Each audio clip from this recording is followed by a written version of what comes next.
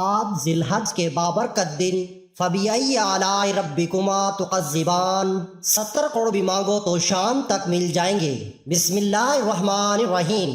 محترم ناظرین، آج ذی الحج کے بابرکت دن ایک ایسا عمل بتاؤں گا جس کے کرنے سے اللہ پاک آپ کے رزق میں وسعت اور برکت عطا فرمائیں گے اور آپ کی ہر قسم کی محتاجی اور تنگ دستی کو اللہ پاک اپنے فضل سے دور فرمائیں گے۔ ناظرین، یہ وظیفہ بہت ہی مجرب اور طاقتور وظیفہ ہے۔ اس وظیفے کو پڑھتے ہی انشاءاللہ آپ لوگوں کے مسائل حل ہو جائیں گے، کیونکہ ناظرین آج کا وظیفہ قرآن پاک کی بہت ہی پیاری آیت کا وظیفہ ہے۔ یہ وظیفہ باجماعت نماز فجر پڑھنے کی دیر ہے، انشاءاللہ شام تک پیسوں کا بندوبست ہو جائے گا۔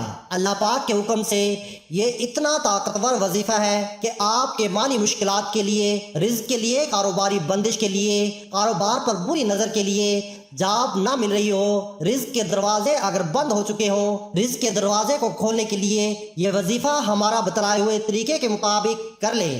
ناظرین، اللہ اس کائنات اور ہر مخلوق کا خالق و مالک ہے۔ اس نے یہ کائنات اپنی ذات کے اظہار اور پہچان کے لیے بنائی اور اس مقصد کے لیے اس نے انسان کو منتخب فرمایا اور اسے دیگر مخلوقات پر برتری عطا کی اور اس کے اندر یہ صلاحیت رکھی کہ وہ اللہ کی ذات کا عرفان حاصل کر سکے۔ اس کائنات کو انسان کے لیے مسخر کر دیا اور بے شمار نعمتیں عطا فرمائیں تاکہ وہ اس سے مستفید ہو اور ہر طرح کی سہولت حاصل کر سکے۔ لیکن انسان جو اس دنیا کی رنگینیوں میں کھو کر اللہ کی ذات کو فراموش کر چکا ہے، وہ اللہ کی نعمتوں کو کیا یاد کرے گا، اور جب یاد نہیں کرے گا تو شکر گزار بھی نہیں ہوگا۔ اس یاد دہانی کے لیے اللہ تعالیٰ نے سورہ رحمان میں نہ صرف اپنی نعمتوں کا ذکر فرمایا بلکہ انسان کو تنبیہ کرتے ہوئے 31 بار ایک آیت کا تذکرہ فرمایا۔ ارشاد باری تعالیٰ ہے، فَبِأَيِّ آلَاءِ رَبِّكُمَا تُكَذِّبَانِ۔ ترجمہ، پس تم اپنے رب کی کن کن نعمتوں کو جھٹلاؤ گے۔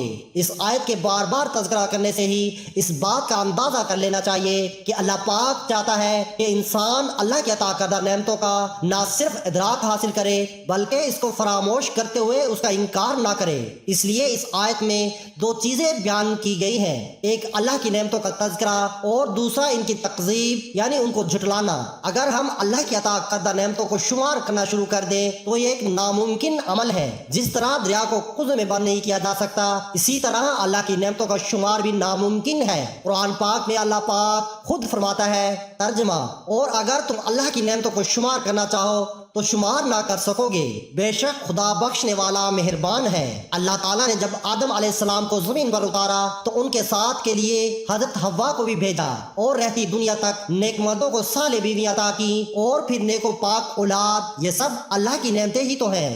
جانور پیدا کیے اور کھیتیاں اگائی تاکہ کھا پی سکیں اور لباس تیار کر سکیں، سورج، چاند، ستارے، زمین و آسمان پیدا کیے، پانی اور ہوا پیدا کیے۔ اللہ سبحانہ و تعالیٰ ہی تو ہے جس نے ہمیں دیکھنے اور سننے کی نعمت سے نوازا، عقل، صحت اور مال و دولت اور عیال کی نعمتیں دی، سورج، آسمان، زمین اور دیگر مخلوقات سے فائدہ حاصل کرنے کے لیے دماغ اور سمجھ بوجھ سے نوازا۔ قرآن پاک میں اللہ نے اپنی عطا کردہ نعمتوں کا تذکرہ جا بجا فرمایا ہے۔ سورۃ البقرہ میں ارشاد باری تعالیٰ ہے، وہی ہے جس نے تمہاری بقا اور تمہارے فائدے کے لیے زمین میں ہر طرح کی چیزیں تخلیق فرمائیں۔ حضرت خالد بن ولید رضی اللہ تعالیٰ عنہ سے روایت ہے کہ حضور نبی اکرم صلی اللہ علیہ وآلہ وسلم نے حدیبیہ کے مقام پر رات بارش ہونے کے بعد ہمیں صبح کی نماز پڑھائی۔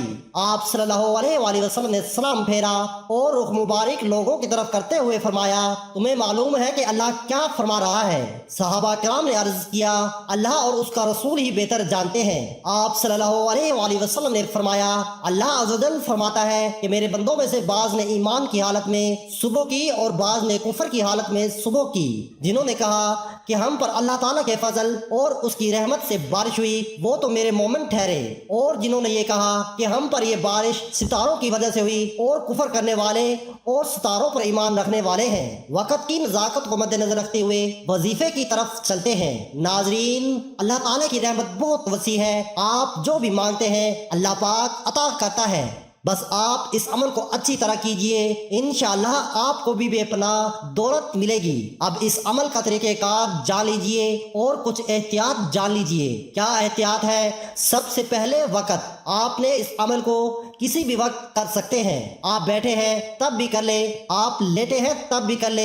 बस अल मुख्तसर ये कि जैसे ही आपको पैसों की जरूरत हो आपने इस अमल को कर लेना है जो अभी मैं आपको बताऊंगा। इस वजीफे को औरतें खास क़याम में भी कर सकती हैं, इसमें भी कोई पाबंदी नहीं। इसके अलावा अगर आप पहले कोई तस्बीह करे हैं या कोई वजीफा करते हैं इसके फौरन बाद भी इस अमल को किया जा सकता है, इसमें भी कोई पाबंदी नहीं। इसके बाद आपने सिर्फ 7 बार औज़ु बिल्लाहि मिनश शैतानिर रजीम बिस्मिल्लाहिर्रहमानिर रहीम ये एक बार शुमार होगा, 7 बार अच्छी तरह पढ़ ले। फिर आप दुरूद पाक पढ़ें, एक बार मेरे साथ पढ़ें ताकि सवाब भी मिल सके।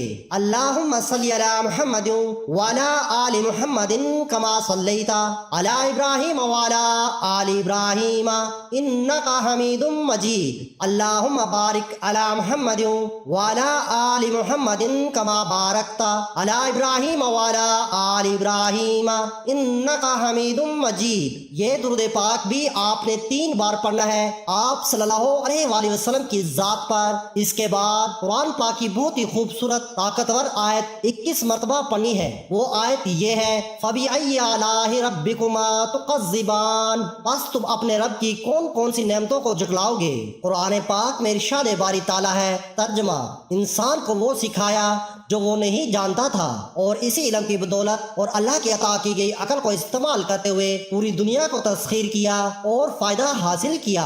अल्लाह ने शऊर दिया तो हमने इंसान और हैवान में फर्क किया और एक पुरतमद्दन और तहजीब याफ्ता मुआशरा बनाया जिसे एक पुरसुकून जिंदगी हासिल हुई। सूरत इब्राहिम में इरशाद बारी ताला है, तर्जमा, और अगर तुम अल्लाह की नेमतों को शुमार करना चाहो तो शुमार ना कर सकोगे।